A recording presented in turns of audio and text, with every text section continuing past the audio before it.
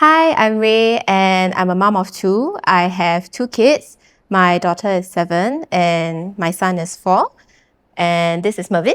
Yeah. Hi, I'm Mervyn. I'm a father of 3, and my eldest is currently 8 years old in primary 2, and I have my middle one is in K2, and I have a youngest one that is turning 3 this year. Yes. So welcome to first episode of Toshi Talks.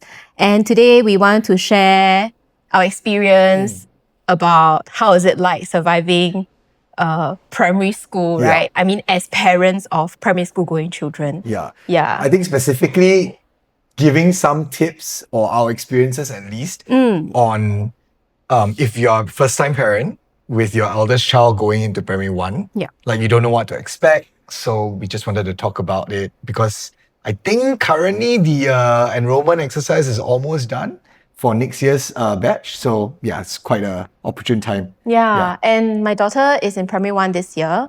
So now she's like 8 months into primary 1. And I'm quite thankful that she eased into primary 1 pretty easily, pretty well. And it's also first time for you, right? Yes, yeah, yes, yeah. So I mean, that was last year, but correct. Yeah. Yeah, but so we thought, it'd be useful to just share some tips. So maybe to start off, I think let's go back to, I think how many parents how many parents of K2 kids should be feeling right now? Oh, it's like 4 months more to start primary 1. What should I prepare? What should I bring? How many sets of uniform to buy? And all the more logistical stuff.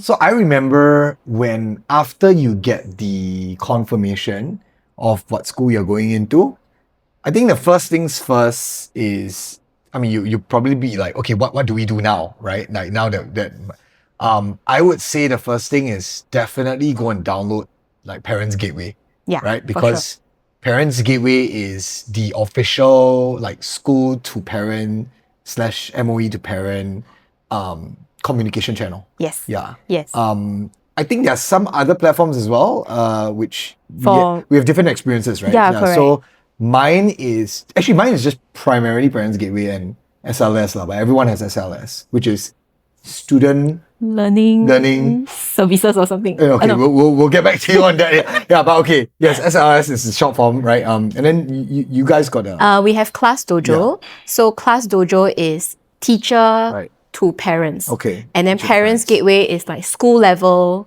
to parents. Okay. So on the receiving end, it can feel a little bit confusing because sometimes the parents will, the teachers from Class Dojo will also ask you to go and check out things on Parents Gateway. So for a while, I was a little bit confused, but it took some getting used to. Right. But I think the tip on downloading Parents Gateway is very important because I think in the few months leading up to start of primary school, you will be receiving messages and documents from the school. But it will be quite sporadic. So be okay and expect like silences in between. They won't be flooding you with lots of information. So it's completely normal, essentially, if you only see like a couple of messages. It's not that you're being missed out on. I remember the experience. So so I mean that's pretty much, I would say, all the platforms that you should kind of get ready on. I think Parents Gateway is also where they will essentially let you know about the orientation dates, etc. Later on, they'll probably also tell you what to buy for school. Right? So I remember also after attending the school orientation, then even the slides that were presented during the orientation were all uploaded to Parents Gateway, so you don't have to like take photos when you're there. And I guess it's quite school dependent, but talking about how many sets of things to buy, I think speaking to fellow parents who have already been there, done that is quite useful, right? I think when I was getting all the stuff ready, I was really wondering, like, really, how many sets of uniform to buy? And then you were saying how many you bought? So, I mean, I think I bought only 2 sets of PE and then 2 sets of just normal uniform. Right. That was like good enough. I think some people bought 3, some people even bought more, but I mean, my wife and I were like, actually, we thought about it, right? And if generally your kid is going to have like 2 days of PE, right? So there's a natural staggering that's happening already. Right. Yeah. So you definitely have time to wash the clothes and for it to dry. Right. So I think we've been surviving on 2 and 2 for like 2 years now, and it's I been see. perfectly fine. I see. Yeah, so I would say no, don't go beyond that to buy. Yeah. Okay, so my yeah. experience is some of the alumnus of the school, they shared that on the non-PE days, you have a choice as to whether or not you can wear, you want to wear formal or PE. Correct. Yes, is it the same? Yeah, so they can technically wear the PE top and then the skirt lah. Okay. Something For like that. us, it's Yeah.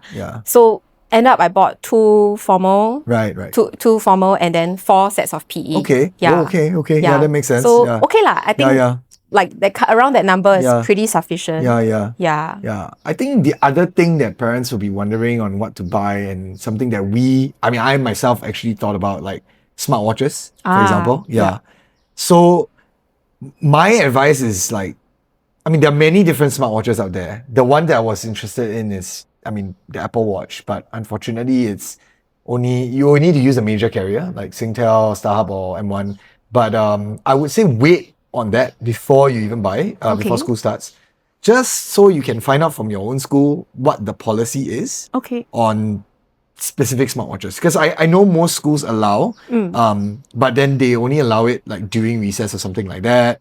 Because they use it to pay. Correct. Yeah. So the payment thing is a thing as well. But don't jump the gun, I would say. I say wait until school starts, because you might feel like you want your kid to go and learn how to pay on their own. For sure. Yeah. So I don't know about you, but I gave cash. Yeah. Right from the get-go, I knew that for her school, they don't have the smartwatch system. Okay. Yeah. So it's still cash. Right. Yeah. Okay, that's awesome, man. Yeah. I feel like you need to learn how to count.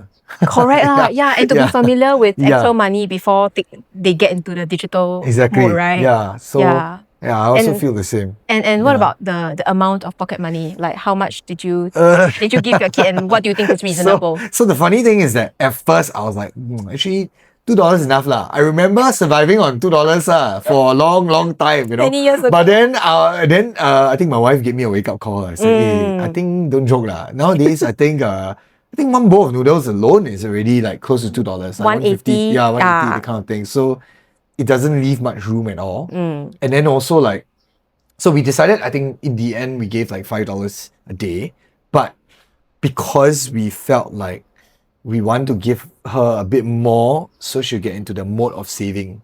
Okay. Right? So like we knew 5 is a lot more than what she probably needed, especially if she's not eating in school for lunch. But we felt like, okay, if you can have that habit of saving money, and then also of course giving her a bit more leeway to go to the bookshop lah, which is, I tell you, every parent will face this issue of their kids going to bookshop. But so we were giving about 5 every week. Okay. And then do you guys like teach her like how many percent she should save minimally, and actually no lah. That's a good point. Not really. We just kind of left it to her to say like, whatever you want to save, you can save. But if you don't save, you can't buy anything lah. So right. Yeah, when she sees something she likes, then she will kind of go on a huge saving spree lah. I see. For me, we gave $3 a day, which I think is quite average. I think a lot of parents give $3. Yeah. Even so, I think that's also more than enough. Really? Because every night when she packs her bag, I see how much she's left. It's quite a lot. Maybe one something. Right. Yeah, but also we try to limit her and tell her like, okay, once a week you can buy a drink. Yeah. So otherwise she'll be spending all her money on like milk, juices. And I say, we have milk at home. I have packet milk for you at home. Why do you not bring from home to school, right? Yeah. Yeah, but it's just more fun when you're in school. You can buy anything you want. Yeah, and thankfully, because I am very mindful of like clutter and bringing things into the house. So I make sure that she doesn't spend at the bookshop as much as possible. But she has bought a few things all the stationery lah. The funny story there is maybe she's too young to say that yet, but I saw this video of a young kid when the mom was ordering coffee and she wanted cookies. So the mom's like, oh, we have cookies at home. And the daughter replied, yeah, but we have coffee at home too. So, we have juice or milk at home. Might not work for too long, but that's for sure. Okay, yes. Yeah, anyway. really. Yeah, lor. So okay, I think those are the few things that in terms of what to buy and how much you want to give. I think leading up to so right now we are in August. Orientation will happen, I think, sometime September, October, probably. Yeah. November-ish. Yeah. So I think definitely expect your school to kind of get in touch with you through Parents Gateway, and like they will organize a school orientation day where I think the principal will address the school, and then you'll meet the classmates and the parents as well. Yeah. From the same class. I remember that to be quite a nervy thing. I mean, when my eldest was in P1, I think it's just very real, right? I mean, this person has been growing up with you since baby until preschool, and then suddenly he's just like, okay, I'm going to have to leave them. Actually in preschool also you leave them in class. It's just it's like a milestone, right? It's like a small milestone. So, but yeah, I mean that's when things really start to kick off, where parents get to know each other from the same class. You will probably be asked to join a class WhatsApp group, which you have different opinions of. Yeah. So okay, I mean we have a class WhatsApp group. Okay. And really it's not super active, but like it's really, so all the parents are quite nice about it. Like no one's really like spamming or full on, spamming or complaining about stuff. They're just asking questions really about like, relevant questions. Yeah, like sometimes it's like when's the next thing here or whatever, when's the next spelling, or like, do they have to bring this to school? To be fair, there's sometimes the instructions on Parents Gateway might not be super clear, or even if it's super clear, it's super duper long. So then, like, it becomes a kind of thing where parents just like, oh man, very confused, right? So then that's when they ask lah. Yeah, but what are your experiences with the WhatsApp group chat? I don't know if you've seen this, but I think sometime around July or August, when I went in via Phase 2A. Yeah. So somewhere around July, someone started sending out this link, which is an Excel sheet of all the WhatsApp group of all the primary schools in Singapore. Oh wow, okay. And that is a school level WhatsApp chat. Okay. And then that was like the first step right after the school got confirmed, right? So I was like, okay, I need to be part of this. Yeah. So I joined. Yeah. And I think it had 300 over people in the group. Oh, wow. Okay. Yeah, okay. But those were like parents of kids from different ages, right? And then when I joined, a whole bunch of us joined around the same time. Yeah. And we were all asking similar questions. How many sets of uniform to buy? What to expect on... And then there's actually a moderator who would be the one answering all these questions. At the start, it was pretty useful for a while. That's where I got my reference for how many sets of uniform to buy, etc. But then after that, nearing start of school, when the information actually started coming in through Parents Gateway from official channels, then I realized that there were a lot of parents who didn't read messages from Parents Gateway and started asking via the chat instead. Actually, yeah. So I know what you mean. Yeah. I think... Then it got a little bit frustrating. Correct. Because everything also, like, you'll be asking. Yeah. So, I think okay, so my views on this is that some parents are obviously very busy and they need the help. Okay. Right? And so as long as it doesn't get overbearing, it's fine. Yeah. For me, it's just like, as long as it's not one of those situations where like there's like complaints flowing in all the time. Right. Yeah, like, let's not turn it into a toxic kind of environment to talk about. Like, makes sense. Like, and thankfully it didn't for it you. Didn't, yeah. So I think that was okay. Yeah. So for me, it's just that's my... Other than the school level chat, I had the class chat that I joined afterwards. So the class chat one is okay. Like, it's similar to your experience, parents ask, where's the next things here? Do I need to bring this, bring that? Yeah. But then I felt like the school level one was a bit much. So it took me very hard. Right. Took me a lot of courage to leave group. Yeah. Because you FOMO, right? Don't know what you're missing out on. I'm like, oh no. Yeah. Will I miss something out? Correct. Never mind lah. It's okay. It's okay. Yeah. But the FOMO is very real. It's very real. But it was really making me feel very like frustrated, overwhelmed. Yeah, for that. So okay. I mean, yeah. So that's orientation. I think in general, this is a nice segue to like moving into your actual school, right? Like when school starts. I think the experience or the what I want to share really to the parents out there who have children going to P1 and you don't know what to expect is P1 is, think maybe we can't recall when we were in P1, but nowadays the P1 is is very, very structured lah. It's there's no exams, right? For FYI, there's no exams for P1 or P2. So it's really a time for you to assimilate your child into kind of like this new structure, the primary school structure, etc. And like so it's not crazy or anything. In fact, I would say enjoy your P1 and P2 because I think that's when things are still easy going, not so serious. So don't kanchong so much, don't feel like, oh man, I need to know everything. I need to get all the spelling lists from all the schools or all the things and this. I mean, all that is very, very overkill, to be very honest. So I think let your child go in, get used to it. I think building a strong like friendship / support system in schools is also very important. Correct. Letting them, kind of build that social skills to get to know, to make friends on their own. I think also very important. I also feel like enjoying school and wanting to go to school is a lot more important than I can't agree more with that. Than making sure she gets full marks for things here or spelling and all that.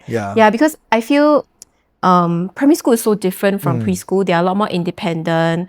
They are learning to form their social circles. They have a lot more independence and free will, and I think a lot can go wrong. There's the worries about bullying and mixing with the wrong people. But I feel as parents, the best kind of support we can offer them leading up to entering primary 1 is like the emotional support. To just be, are you okay? And are you coping well? And all that. Of course, that should also come hand in hand with more like practical routines that I feel will set them up for success as they enter primary 1 lah. Yes, so I think that's a super important point because I think this is something that the principal of my daughter's school did mention. Is like, hey, you guys might not do this right now, but when they come into primary 1, let them pack their own bags. Like, let them take charge of telling you what homework they have, what do they have to do, and in the school they do make them write this down on their journal, right? And I think the idea here is that yes, you can coddle them and keep being super duper hands-on, which I'm a super duper hands-on myself, but the thing is that if you let them do that and they will slowly develop independence, which is it's going to be very important in the later stages. Not just like in life. I'm just talking about later stages, even in their primary school journey or even secondary school, right? So, let them do that. But of course, I'm not saying hands off lah, right? I'm saying that you must tell them, have you done that, or like so you do have to spot check on them once in a while. Correct. Because a lot of nonsense starts getting into the bags. But I mean, I think that's important, like getting them to self like take charge and take ownership of what they have to do. And also I think really, like you said, setting out a routine, right? I think that's really why Toshi is Toshi lah, because we really felt like, okay, you know what, we want certain routines that our children can kind of like run on their own, for example, like things here practice and stuff like that, right? So kind of agree more of that. What were some of the, like, did you set up any routines for your daughter leading up to primary school, or only after she started school? So I think we did. I think from a fairly early age, maybe 6 or 5 to 6 lah. That's when she really started, being a bit more like can read or like can write, that kind of thing, a bit here, a bit there. Then, or even then, before that, we always try to set time aside for specific activities like storybook telling, for example, right? Reading a storybook, And because I'm a very strong proponent of like consistency is key, right? And so those are the things lah. So because of that, like when she was in P1 also, like every day she comes back, I'll tell her, okay, set aside this amount of time and do what you need to do, and she does that. Like, and it's getting better and better over time, right? So now she's in P2 and she does it almost all on her own. So, but I mean, I actually really, to be honest, I think this is a separate chat altogether. But I don't really have to bug her about like, hey, have you went to revise your spelling or your things here? I think she does it on her own already. Oh, that's great. Yeah, I mean, a bit with the help of Toshi, obviously, but yeah, yeah. Right. I think the last thing maybe is we can touch about the MOE school calendar, right? I think that's also an important point. So first and foremost, if your kid is not in P1 yet, travel as much as you want. Please do. Yeah. Take advantage of the cheaper ticket fares that are outside of the school holidays. I think once your first kid goes to school, then everyone has to like follow that schedule, right? It was so funny when my daughter entered primary 1. I totally forgot that we can't travel during March anymore. We had to only travel during March. They went to look for other periods. The tickets for other periods. Definitely take that chance. The other thing to say is that like, okay, so MOE releases the school term calendar, I think close to 8 months or 7 months in advance, close to that. Right, so now it's already out already by August. It was out like way before, I think in June or something like that. And you can see all the school holidays, the public holidays, etc. for next year, which is 2027. And then you can kind of like plan very early on when you want to travel, etc. And that's also very important. But the one thing I think that they might not show is those like PSLE days. So for example, I think tomorrow there's a PSLE oral kind of thing in school, and the students are not going to school.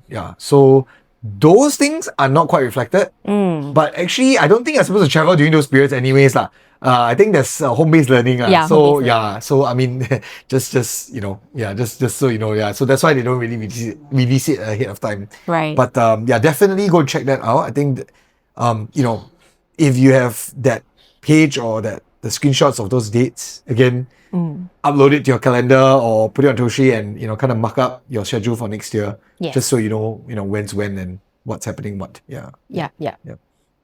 Okay. I think that's all for this episode. Hopefully this was helpful. Yeah. I think we just really wanted to put ourselves in the position of a parent who is kind of having a child going to primary 1 next year and share our story and experience with you guys. Yeah, and if you have any other questions about getting your child ready for primary 1, feel free to drop in the comment section and we'll be happy to answer them.